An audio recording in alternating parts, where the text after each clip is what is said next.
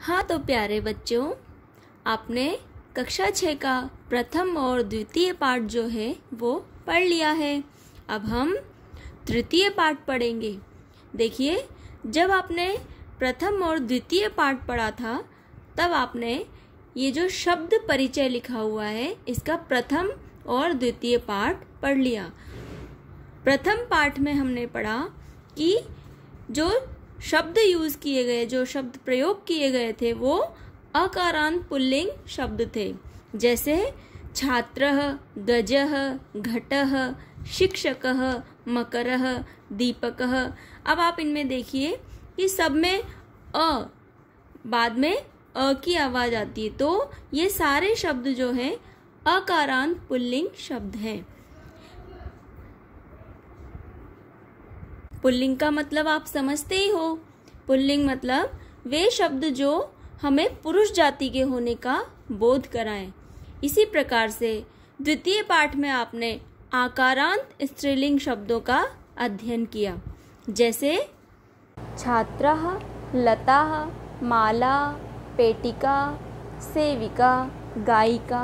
ये सारे जो शब्द हैं ये आकारांत स्त्रीलिंग शब्द हैं, मतलब ये सब स्त्री जाति का बोध कराने वाले शब्द हैं। आप समझते ही हैं, स्त्रीलिंग मतलब जो शब्द स्त्री जाति के होने का बोध कराएं वो स्त्रीलिंग शब्द होते हैं। नपुंसक लिंग शब्द जो होते हैं वे भी अकारांत ही इस पाठ में बताए गए हैं, जैसे फलम मतलब फल, गृहम, पात्रम, पुष्पम, द्वारम, सूत्रम, छत्रम आदि। ये जो सारे मैंने नाम बोले हैं ये सब नपुंसक लिंग में आते हैं। जो मतलब नपुंसक लिंग में हम प्रायः निर्जीव वस्तुओं को गिनते हैं। प्यारे बच्चों, संस्कृत में 3 लिंग बताए गए हैं, पुल्लिंग, स्त्रीलिंग और नपुंसक लिंग। इसी प्रकार से संस्कृत में 3 वचन भी बताए गए हैं, जैसे एक वचन, द्विवचन और बहुवचन। एक वचन मतलब जब एक वस्तु के बारे में हम बात करते हैं तो वो एक वचन। द्विवचन मतलब 2 के बारे में जब बात करते हैं तो वो द्विवचन। और जब 2 से ज़्यादा हो तो बहुवचन, मतलब बहुत सारी वस्तुओं के बारे में बात करेंगे तो बहुवचन। इसी प्रकार से संस्कृत में 3 पुरुष बताए गए हैं, प्रथम पुरुष, मध्यम पुरुष और उत्तम पुरुष। प्रथम पुरुष जिसके बारे में बात की जाए, मतलब जिसके बारे में हम बात करते हैं वो प्रथम पुरुष। मध्यम पुरुष जिससे बात की जाए, मतलब जिससे हम बात करते हैं, जो हमारी बात को सुनता है वो होता है मध्यम पुरुष।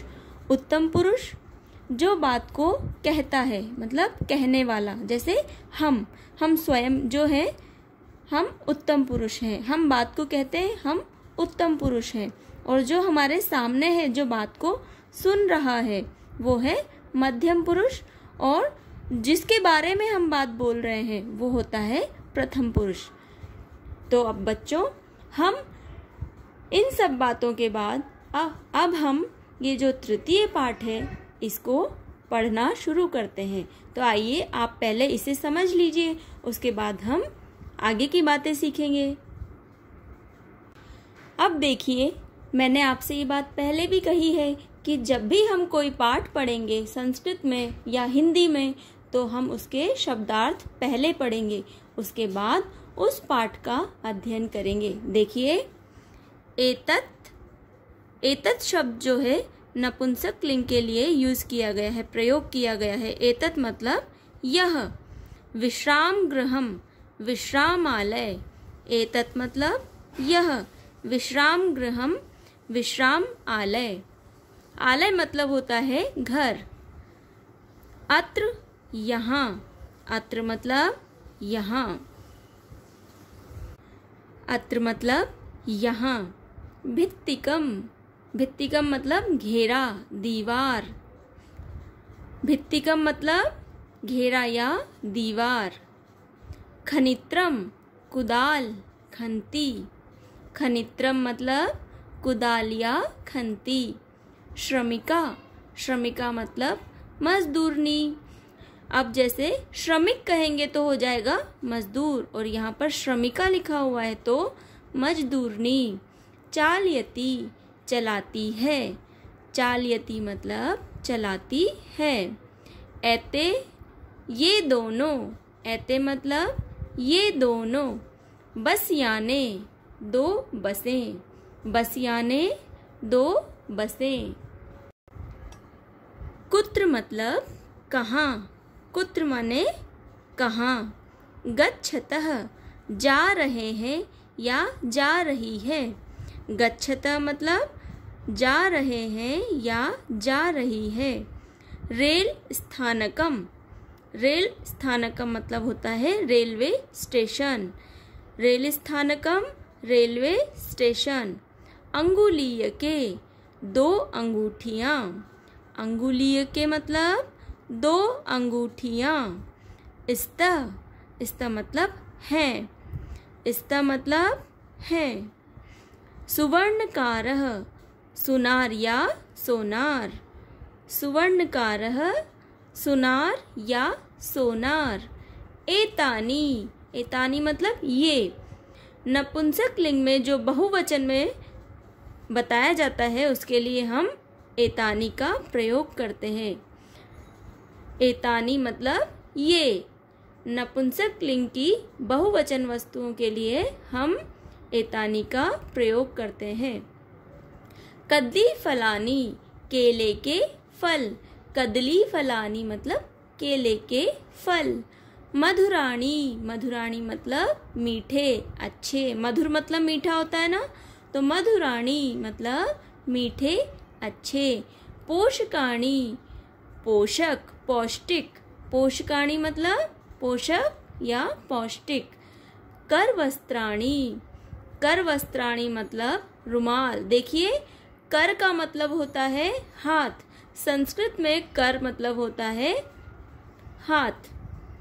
वस्त्राणी मतलब कपड़े जो हम हाथ में रखते हैं, मतलब रुमाल, ऐसा कपड़ा जिसको हम हाथ में रखते हैं वो रुमाल। पुराणानी मतलब पुराने, पुराणानी मतलब पुराने। नूतनानी नए, नूतनानी मतलब नए। अब हम पाठ समझते हैं। एतत् मतलब यह, किम मतलब क्या। एतत् किम, यह क्या है।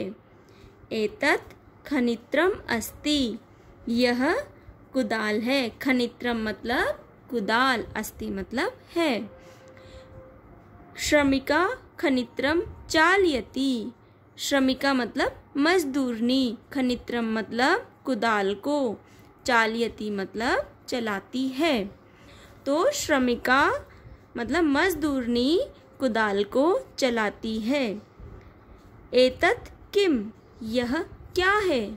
एतत् खनित्रम अस्ति, यह कुदाल है। श्रमिका खनित्रम चालयति, मजदूरनी कुदाल को चलाती है। अब देखिए तत् किम, वह क्या है। तत् मतलब वह, किम मतलब क्या, वह क्या है। तत् विश्राम गृहम अस्ति, वह विश्राम घर है। अस्ति मतलब है, वह विश्राम आलय या विश्राम घर है। किम अत्र भित्तिकम अस्ति, किम मतलब क्या, अत्र मतलब यहाँ, भित्तिकम मतलब दीवार या घेरा, अस्ति मतलब है। किम अत्र भित्तिकम अस्ति, क्या यहाँ दीवार है। अत्र भित्तिकम न अस्ति, अत्र मतलब यहाँ, भित्तिकम मतलब दीवार, न मतलब नहीं, अस्ति मतलब है। यहाँ दीवार नहीं है। अत्र भित्तिकम न अस्ति मतलब यहाँ दीवार नहीं है। एक बार फिर से देखिए। तत् किम, वह क्या है। तत् विश्राम गृहम अस्ति, वह विश्राम घर है।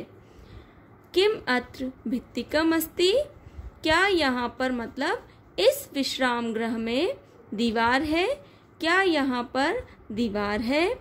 अत्र भित्तिकम न अस्ति, यहाँ दीवार नहीं है। अब आगे पढ़िए बच्चों। ऐते के, ये दो क्या है? ऐते मतलब ये दो क्या है? के मतलब क्या? ऐते अंगुलीय के स्तः, ऐते अंगुलीय के स्तः, अंगुलीय के मतलब होता है अंगूठियाँ।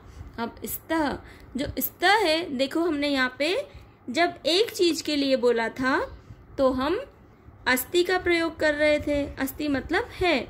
अब जब यहाँ पर दो अंगूठियों के बारे में बोल रहे हैं तो स्तः, अस्ति स्तः सन्ति, अस्ति मतलब एक चीज के लिए, स्तः मतलब दो के लिए, और सन्ति मतलब बहुत सारों के लिए।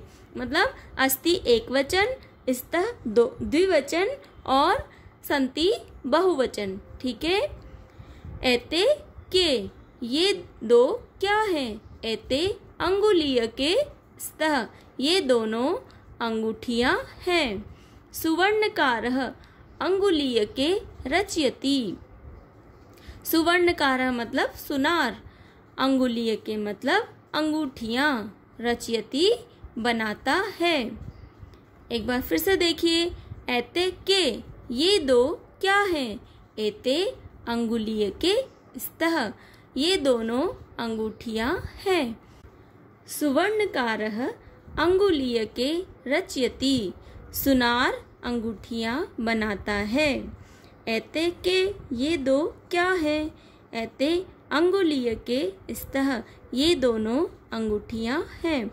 सुवर्णकारः अंगुलीय के रचयति, सुवर्णकार सुनार अंगूठियां बनाता है।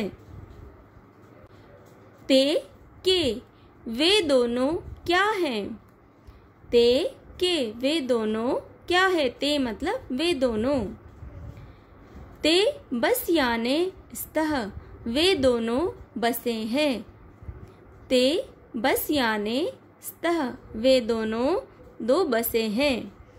ते बस याने कुत्र गच्छत, वे दोनों बसे, कुत्र मतलब कहाँ, गच्छत मतलब जा रही है, वे दोनों बसें कहाँ जा रही है।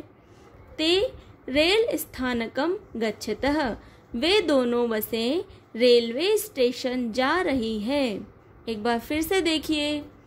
ते के, वे दोनों क्या हैं? ते बस याने स्तः, वे दोनों बसें हैं। ते बस याने कुत्र गच्छत, वे दोनों बसें कहाँ जा रही है। ते रेल स्थानकम गच्छतः, वे दोनों रेलवे स्टेशन जा रही हैं। देखिए। एतानी कानी, एतानी कानी, एतानी मतलब ये सब क्या है?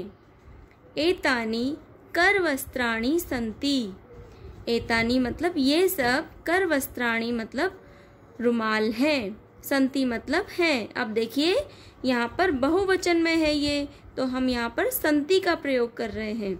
एतानी करवस्त्राणि सन्ति, किम एतानी पुराणानि, क्या ये सब पुराने हैं? पुराणानि मतलब पुराने।